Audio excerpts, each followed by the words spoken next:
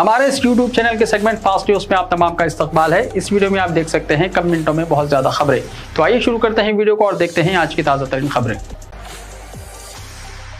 Chief minister relief fund में अतियात। रियासत में हालिया बारिश और सैलाब के मुतासरीन की मदद के लिए मुख्तलिफ कॉरपोरेट इदारों और कंपनियों की जानिब से चीफ मिनिस्टर रिलीफ फंड के लिए अतिया दिया गया। जुबली हिल्स में वाक़ चीफ मिनिस्टर रेवंत रेड्डी की ख़यामगाह पहुंचकर कई कॉरपोरेट इदारों और कंपनियों के जिम्मेदारों ने रेवंत रेड्डी को चीफ मिनिस्टर रिलीफ फंड के लिए अतिये दिए हैं, जिनमें AMRN लिमिटेड कंपनी के मैनेजिंग डायरेक्टर महेश कुमार रेड्डी ने 1 करोड़ का चेक हवाले किया। इसी तरह वॉक्सन यूनिवर्सिटी के बानी प्रवीण ने 50 लाख रुपए, वेस्टर्न कंस्ट्रक्शन के सदर रेड्डी और संजय रेड्डी ने 1 करोड़ रुपए के चेक हवाले किए। इसी तरह फिल्म स्टार बालाकृष्णा की जानिब से 50 लाख रुपए की रकम का चेक उनकी बेटी तेजस्विनी ने चीफ मिनिस्टर रेवंत रेड्डी से मुलाकात करते हुए हवाले किया। तमाम सियासी रैलियों पर 17 सितंबर को होगी पाबंदी। गणेश जुलूस के पेश नज़र हुकूमत का फैसला। वजीर ट्रांसपोर्ट और हैदराबाद के इंचार्ज वजीर पूनम प्रभाकर ने इंकशाफ किया है कि हुकूमत ने 17 सितंबर को गणेश मूर्तियों के विसर्जन जुलूस के पेश नज़र तमाम सियासी रैलियों पर इम्तना आयद कर दिया है। उन्होंने कहा कि सियासत और सियासी रैलियों के लिए कई मौक़े और प्लेटफॉर्म्स दस्तियाब रहते हैं, लेकिन गणेश फेस्टिवल के दौरान 3 कमिश्नरेट्स के हुदूद में कोई सियासत नहीं होनी चाहिए। यहाँ ज़राए इब्लाग के नुमाइंदों के साथ बात करते हुए पूनम प्रभाकर ने कहा कि चूँकि हिंदू और मुस्लिम तबक़ात बेक वक्त अपने त्यौहार मना रहे हैं, इसलिए किसी भी सियासत की हिम्मत अफजाई नहीं की जानी चाहिए। उन्होंने कहा कि रियासती हुकूमत ने गणेश मूर्तियों के विसर्जन के पुरसुकून और पुरअमन इनेकाद के लिए वसीतर इंतजाम किए हैं। उन्होंने इंतबाह दिया है कि अगर कोई शख्स आवाम को मुश्तिल करता हुआ पाया गया तो उसके खिलाफ कानून के मुताबिक सख्त कार्रवाई की जाएगी। उन्होंने मज़ीद कहा कि चीफ मिनिस्टर रेवंत रेड्डी ने पहले ही गैर समाजी अनासिर के खिलाफ सख्त कार्रवाई करने महकमे पुलिस को हिदायत की है।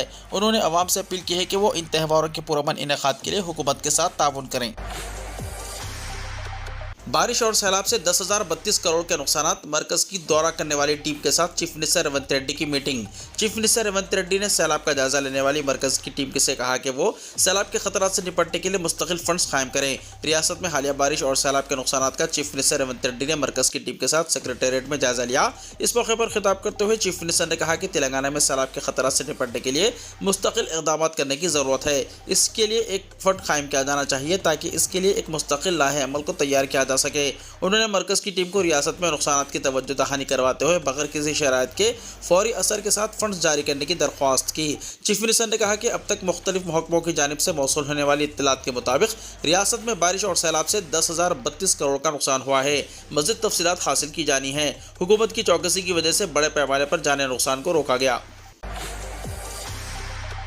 वक्फ तरमीमी बिल के खिलाफ लाखों मुसलमानों ने एतराज़ात रवाना किए। वक्फ तरमीमी बिल 2024 के खिलाफ अपनी तजावीज़ और एतराज़ रवाना करने के लिए बैरिस्टर असदुद्दीन ओवैसी सदर कुल हिंद मजलिस इत्तेहादुल मुस्लिमीन व रुकन पार्लियामेंट हैदराबाद की अपील पर कल शहर हैदराबाद के अलावा रियासत और मुल्क के दीगर मुकामात पर मुश्तरका पार्लियामानी कमेटी को लाखों की तादाद में ईमेल्स रवाना किए गए। बैरिस्टर ओवैसी की हिदायत पर ईमेल्स रवाना करने के लिए मजलिस अरकान मुक़द्दसा ने अपने अपने हल्कों में वाक़ बड़ी मसाजिद में नमाज जुमा अदा करते हुए मुसल्लियों से मुलाकात की और अपील की कि वक्फ तरमीमी बिल के खिलाफ ईमेल रवाना करें। मजलिस अरकान मुक़द्दसा, मजलिसी कॉरपोरेटर्स, नुमाइंदा कॉरपोरेटर्स, साबिक़ा कॉरपोरेटर्स, इब्तिदाई मदालिस के जिम्मेदारान की जानिब से शहर की तकरीबन तमाम मसाजिद के बाहर वक्फ तरमीमी बिल के खिलाफ एतराज़ात रवाना करने के लिए बाकायदा तौर पर मुहिम चलाई गई। BRS पार्टी से वक्फ तरमीमी बिल की मुखालिफत। साबिक़ रियासती वज़ीर और BRS के रुकन क़ानून साज़ कौंसिल मोहम्मद महमूद अली ने वक्फ तरमीमी बिल की सख्त मुखालिफत करते हुए कहा कि वक्फ बोर्ड को गैर मुस्तहकम करने की मुनज़्ज़म साजिश के तहत मरकज़ी हुकूमत ने इस बिल को पार्लियामेंट में पेश किया है, जिसकी BRS पार्टी मुकम्मल मुखालिफत करती है। तेलंगाना भवन में एक प्रेस कॉन्फ्रेंस से खिताब करते हुए उन्होंने इन ख्यालात का इजहार किया। इस मौके पर BRS के सीनियर कायदीन साबिक़ सदर नशीन वक्फ बोर्ड मोहम्मद सलीम और मसीउल्लाह खान, BRS के कायद अरशद अली खान भी मौजूद थे। मोहम्मद महमूद अली ने बताया कि वक्फ बोर्ड्स को वक्फ जायदादों से महरूम करने के लिए वक्फ एक्ट 1995 को तब्दील करने के लिए 44 तरमीमात की तजवीज़ पेश की गई है, जिसकी सारे मुसलमान मुखालिफत करते हैं। उन्होंने कहा कि गुज़िश्ता 10 साल से मरकज़ी हुकूमत वक्फ मामलात में बेजा मदाखलत करने की कोशिश की है। ताहम BRS के सरबराह साबिक़ चीफ मिनिस्टर KCR ने मरकज़ी हुकूमत के नापाक इरादों को कभी कामयाब होने नहीं दिया और इसकी पुरजोर मुखालिफत की है। रियासत में BRS इख्तिदार से महरूम हो जाने के बाद मरकज़ी हुकूमत ने इस बिल को मुतारिफ कराने की जुर्रत की है, मगर BRS के अरकान राज्यसभा इस तरमीमी बिल की राज्यसभा में न सिर्फ मुखालिफत करेंगे बल्कि इस बिल को हरगिज़ मंजूर होने नहीं देंगे। गणेश विसर्जन 25,000 पुलिस मुलाजमीन की तैनाती। City commissioner police Hyderabad CV Anand ने कहा कि शहर हैदराबाद में गणेश विसर्जन जुलूस के मौके पर 25,000 पुलिस मुलाजमीन के साथ बंदोबस्त के इंतजाम किए जा रहे हैं। हुस्सास इलाकों में ज़ायद फोर्सेस के साथ बंदोबस्त किया जाएगा।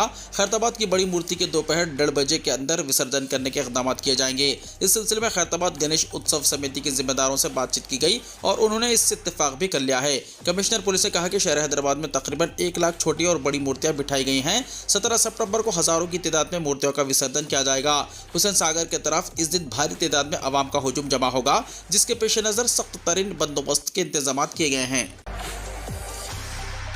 मिलादुन्नबी सल्लल्लाहु अलैहि वसल्लम और गणेश त्यौहार के पेश नज़र कमिश्नर पुलिस का जायजा इजलास। सोशल मीडिया पर झूठी खबरें फैलाने वालों पर नजर रखने की हिदायत। कमिश्नर पुलिस सीवी आनंद ने आइंदा हफ्ते मुनक्किद होने वाले मिलादुन्नबी सल्लल्लाहु अलैहि वसल्लम के जुलूस और गणेश त्यौहार के पेश नज़र साउथ ईस्ट जोन और ईस्ट जोन का दौरा करते हुए ओहदेदारों के साथ जायजा इजलास तलब किया, जिसमें इंतजाम का जायजा लिया गया। इस मौके पर कमिश्नर पुलिस ने कहा कि दोनों जोन्स में मिली जुली आबादी है, ये हसास इलाका है। उन्होंने ओहदेदारों को मुस्तैदी के साथ फ़राइज़ के अंजाम दही का मशवरा दिया और कहा कि फ़िरका वाराना वाक़यात में मुलव्विस और ऑडिशेटर्स पर नज़र रखी जाए और फ़िरका वाराना हम आहंगी को मुतासर करने वाले अनासर की काउंसलिंग करते हुए इन्हें पाबंद मचलिका करने की भी हिदायत दी। सीवी आनंद ने law and order, traffic special branch और टास्क फोर्स के ओहदेदारों के साथ ये जायजा इजलास तलब किया। उन्होंने हालिया वाक़यात के पेश नज़र फ़िरका वाराना वाक़यात में मुलव्विस और ऑडिशेटर्स को पाबंद मचलिका करने की हिदायत दी और कहा कि झूठी खबरों और हसास वीडियोज़ को फैलाने के लिए सोशल मीडिया का इस्तेमाल करने वालों पर भी नज़र रखी जाए। लैब टेक्नीशियन की 1284 जायदादों के लिए नोटिफिकेशन जारी। तेलंगाना हुकूमत के जारी करदा हालिया जॉब कैलेंडर के मुताबिक महकमे सेहत के मुख्तलिफ हॉस्पिटल्स में मखलूआ रहने वाले 1284 लैब टेक्नीशियंस ग्रेड 2 जायदादों पर तकर्रुआत के लिए मेडिकल रिक्रूटमेंट बोर्ड ने नोटिफिकेशन जारी कर दिया है। 21 सितंबर से 5 अक्टूबर तक ऑनलाइन में दरख्वास्तें कबूल की जाएंगी। बोर्ड के सेक्रेटरी गोपीकांत रेड्डी ने बताया कि दरख्वास्तों में कोई गलतियाँ हुई तो इन्हें 5 से 7 अक्टूबर तक एडिट करने की सहूलत फराहम की गई है। 10 नवंबर को कंप्यूटर बेस्ड टेस्ट यानी CBT निज़ाम के तहत इम्तिहान का इनेकाद किया जाएगा। अंग्रेजी में इम्तिहान होगा। उम्मीदवार ज्यादा होने की सूरत में 2 या 3 सेशंस में एग्जाम्स का इनेकाद किया जाएगा।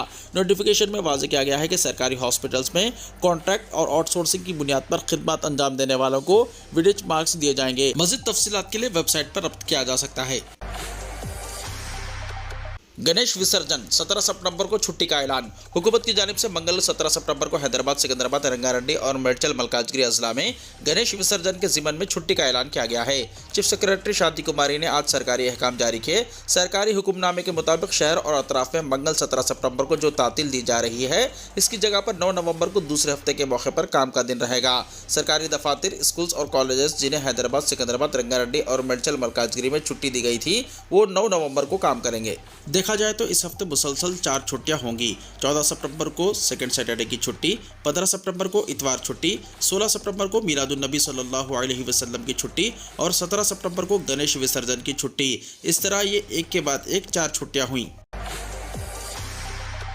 तेलंगाना के नारायणपेट मुस्तखर के डॉक्टर रामबाबू की जानिब से मुसलमानों के खिलाफ जहर इफ्शा बयान, 5 मस्जिदों के जिम्मेदारों की पुलिस में शिकायत। गुज़िश्ता रोज़ तेलंगाना के नारायणपेट मुस्तखर के डॉक्टर रामबाबू ने मुसलमानों के खिलाफ जहरीला और झूठा प्रोपेगेंडा किया, जिसके खिलाफ मुस्तखर उटकुर के 5 मस्जिदों के जिम्मेदारों ने उटकुर पुलिस स्टेशन में डॉक्टर रामबाबू के खिलाफ केस दर्ज करने की दरख्वास्त SI कृष्णम राजू के हवाले की। वाज़ह है कि इस महीने की 10 सितंबर की रात से एक वीडियो सोशल मीडिया पर गर्दिश कर रहा है। इस वीडियो में डॉक्टर रामबाबू मुसलमानों पर इंतहाई संगीन इल्जाम लगाते हुए कह रहा है कि मस्जिदों में 5 वक्त नमाज के अलावा जुमे के मौके पर अपने हमवतनों के कत्ल की तालीम दी जाती है और मुल्क को इस्लामिक स्टेट बनाने की तालीम दी जाती है। मुसलमानों को दूसरे मुल्कों से पैसे आते हैं जिनको मुसलमान जिहाद के लिए इस्तेमाल करते हैं। मस्जिदों के जिम्मेदारों ने कहा कि गणेश जुलूस से पहले हालात को कशीदा करने और अक्सरियती तबके के नौजवानों और मर्द और खवातीन को मुश्तल करने की कोशिश की जा रही है। नारायणपेट जिले के पुरअमन माहौल को खराब करने की कोशिश की जा रही है। डॉक्टर जैसे मुकद्दस पेशे से वाबस्ता शख्स जिसका काम इंसानी जिस्म से बीमारियों के जरिए फैले जहरीले जर्रात को अपनी हिकमत और दानाई से निकाल फेंकना है, वो अपने कौम के लोगों के दिलो दिमाग में फिरका परस्ती का जहर घोल रहा है और मस्जिदों के खिलाफ गलतफहमियां फैला रहा है। जेन्यूर वाक़या, मस्जिद 25 मुस्लिम नौजवानों को गिरफ्तार करने के लिए लिस्ट तैयार। जिले कुमरम भीम आसिफाबाद के मुस्तकिर जनीर में हालिया फिरकावाराना तशद्दुद में कबायलियों की जानिब से मस्जिदों मुसलमानों की जायदादों को नुकसान पहुंचाने के बावजूद पुलिस एक तरफा कार्रवाइयां कर रही है और मुस्लिम नौजवानों को चुन चुनकर निशाना बनाया जा रहा है। ताहाल 8 मुस्लिम नौजवानों को गिरफ्तार करते हुए अदालती तहवील में दिया जा चुका है। बताया गया है कि बाद नमाज जुमा पुलिस ने मसाजिद कमेटी को 24 मुस्लिम नौजवानों के नामों की फहरिस्त ये कहते हुए हवाले की कि इन्हें पुलिस के हवाले किया जाए, जबकि हकीकत यह है कि फिरकावाराना तशद्दुद में तकरीबन 1500 से 2000 अफराद मुलव्विस थे।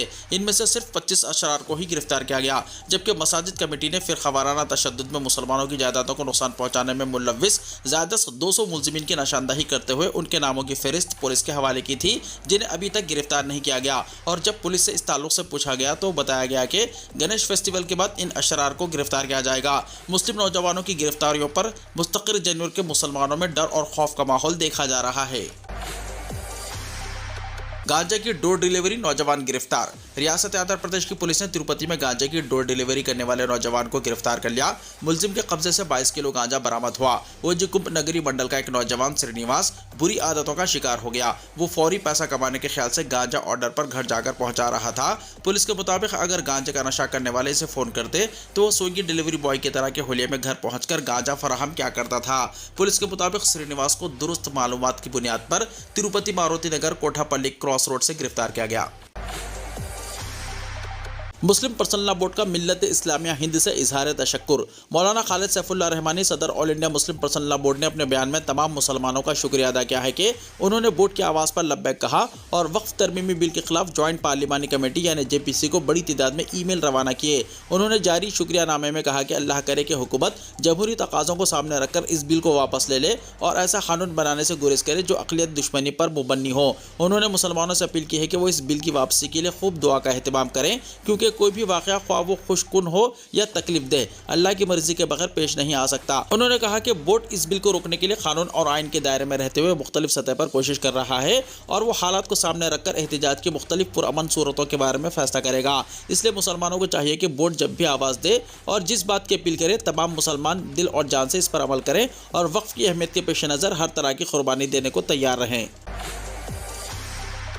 ज्ञानवापी तनाज़ा। अदालत ने हिंदू फरीक को दिया जोरदार झटका। तहखाने की छत पर नमाज रोकने की अर्जी हुई खारिज।